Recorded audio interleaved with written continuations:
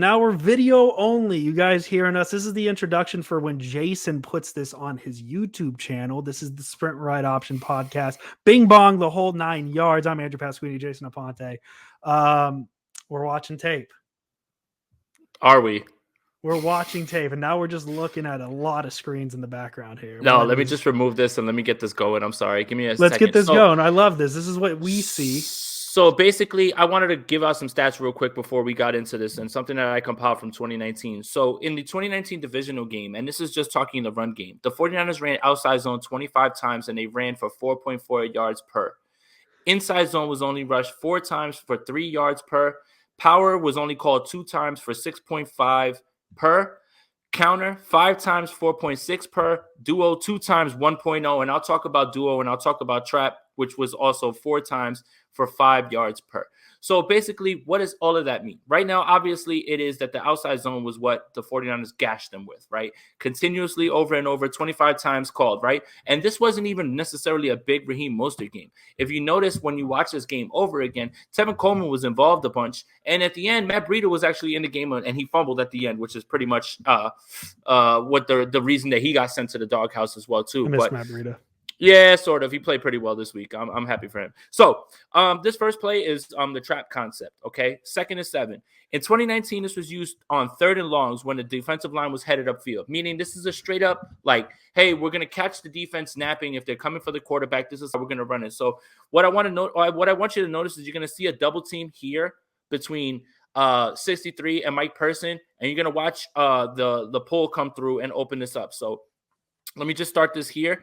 So what you're noticing is you're going to see Kendrick Bourne. Now, look, what the motion does is it moves people in the way and it starts to declare people, okay? So you see that Sendejo's there looking for Kendrick Bourne. The ball's moving that way. Okay, now look, I want to stop it right here. You're going to see Laken Tomlinson come into the hole from up here, okay?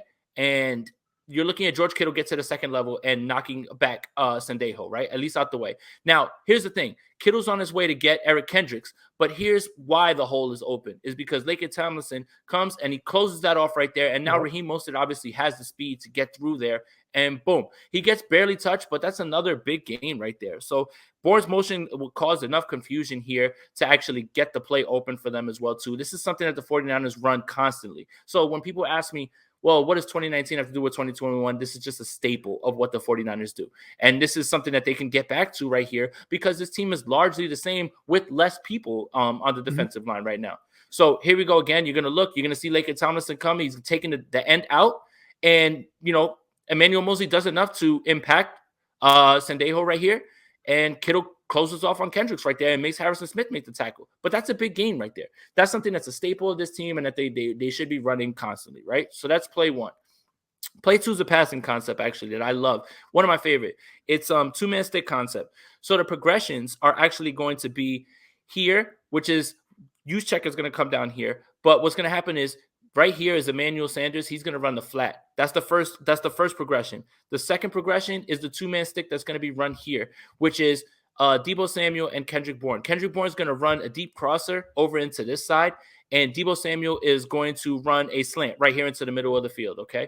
So what I want you to watch is, again, the motion makes them declare what they're running. They're running a single high up here, but it's going to actually turn into a 2 high because Smith is going to fall right back into it. So here we go. You see use check moving. Now look, again, Deebo actually, I'm sorry. So Deebo's actually going to run this flat right here. I'm sorry. Let me pull it back. Deebo's actually running the crosser in, and Kendrick Bourne's going to run this way. Emmanuel Sanders running the flat. So the progression goes Emmanuel Sanders, Deebo, and then Kendrick Bourne. But this concept is designed for Jimmy Garoppolo to cut off half of the field. And what I mean by that is he picks a side that he has to look at, and he can only go through those progressions. So in terms of 5 progressions, there aren't. There's either 3 or there's 2, and that depends pre-snap what Jimmy Garoppolo wants to do here. So Jimmy Garoppolo is already predetermined. I see the matchup up here. I like what I've got up here. I'm going to send use check in motion here just to declare everything and move. It basically what that does is it moves Kendricks out of the middle of the field. We know that dreaded underneath linebacker, right? So Yes. Here you go. You're going to see Kendrick Bourne run a deep crosser. Everybody's man up pretty much with two safeties, not single high. Now, Here's your first progression. Obviously, he never looked that way because that's not what he wanted. But what I want you to notice is Jimmy Garoppolo takes a step up here, and this doesn't look pretty, right? No. Ball goes up, and Kendrick Bourne makes a great play on it, honestly. So again, not the prettiest way of doing it, but I just wanted to highlight what the concept does and how it makes it and how it puts pressure and it makes people widen on the defensive side, so they can check this out. What are you laughing at? Jordan, what the hell is Kyle running over there, man? Yeah, what the hell? Look at his throw too. Look at this thing in the air.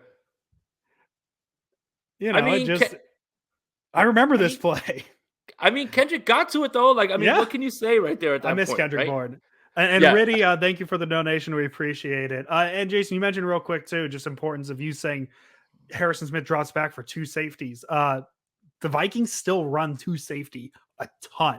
So this is important also, not just from the Niners aspect, but a lot of what we're seeing from Minnesota here is what they still run. Just, picture the current players in it. It's what it is.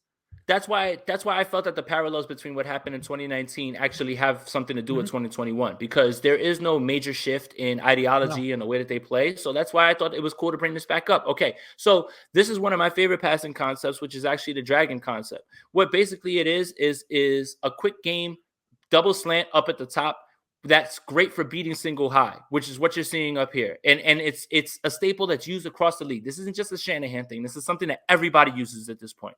Okay, so basically the ball placement could be better here, but this is Deebo Samuel down here. This is where the ball is going. Okay, so you see, again, the idea of moving Tevin Coleman to one side is so you get somebody to declare right there. So Kendricks declares right there that he's going to be covering Tevin Coleman. That's the idea of it, is so you can understand, hey, this is not zone. This is man. He's going this way. And that opens up the middle for a throw right here that, all right, let's just say could have been better, but hey, it's completed. Deebo Samuel makes a great catch, but this is something that the 49ers can absolutely run. And it's subtle things like this, like Tevin Coleman just moving this way. He gets over, and now look, you see Kendricks declaring that he's got man now. Look, and he's out of the way. This opens up the middle where Jimmy wants to go with the ball. The ball's a little bit behind, but Deebo Samuel makes a great catch, and it's 10 yards. These are all things that the 49ers can use this week in a way to, make sure that they put points up on the board and move the ball, honestly. One more that I want to show, and then we're done here. I'm trying to move through this as fast as I can. So this is outside zone with the backside lock RPO. Basically, the basic rules are the backside tackle will lock on the 5 tech. The backside guard locks onto the 3 tech. The 49ers only ran this play one time in this game. One time, okay? So I'm going to run this back a few times because I want to show you. Right there is the RPO, right? Like Jimmy Garoppolo has a chance to figure out whether he wants to hold on to it, but it doesn't seem like an RPO, right? Because there are no receivers that are running routes. They're all just, let me move this out the way. They're all just going to block. So the idea is to trick them. Usually the outside backside, the outside zone with backside RPO is supposed to have some sort of RPO in it, but this is just so you can show it the same way and actually have it go a different way. But what you want to notice is block here, Emmanuel Sanders, great block, everybody getting up to the second level, and there, boom. This is something that the 49ers have kind of gotten away from a little bit just in terms of running this concept, but you're going to see George Kittle come over to the side here, and you're watching them move. And then here's the thing. I don't know what the Vikings are looking at here. They're trying to call out something, and boom. There's a double team between Person and, goodness gracious, Garland. Was that the center this year? Was it? And Richburg was injured already, I think. Richburg was injured, yeah. Yeah. So, boom. I mean, that doesn't look like much, but these are all things the 49ers did that was successful in this game. Well, I just thought it would be cool to show that, and I think that the 49ers have a chance to. Can we actually go to that last play real quick? Oh, okay. I'm sorry. I want to look at one more thing just because it's fun and things to look at. Just kind of show you a little bit what I noticed. Wait a minute. Does Jordan have? Yes, he does. Kirk Cousins. Yes, he does. Kirk Cousins picture. Oh my goodness, man. I love him. I love Jordan. Jordan's a good guy. Yeah, there's just this last one, and maybe it's me just basic knowledge, but if you watch 74, we know that 74 guy. Just to show you how far the run play develops, though, is look at him getting to this next level. And if whoever the running back is gets through there, I mean, Coleman. Staley's got that sealed off. Coleman. So I just watched him, and I thought that was something to point out, and just kind of show you how the play goes a step further than what was achieved. Well, and the other thing is this too, is Elijah Mitchell obviously offers more in terms of speed.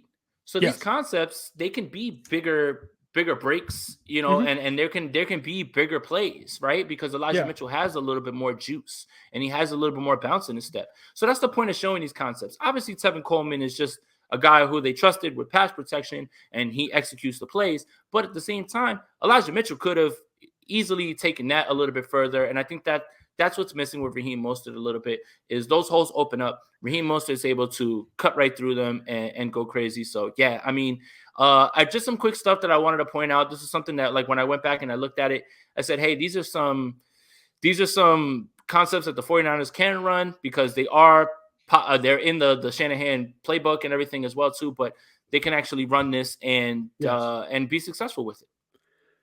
Yeah, very interesting stuff, Jason. As I said, I'm not the tape guy here. You definitely are. You know what you're looking for, looking at all that fun stuff.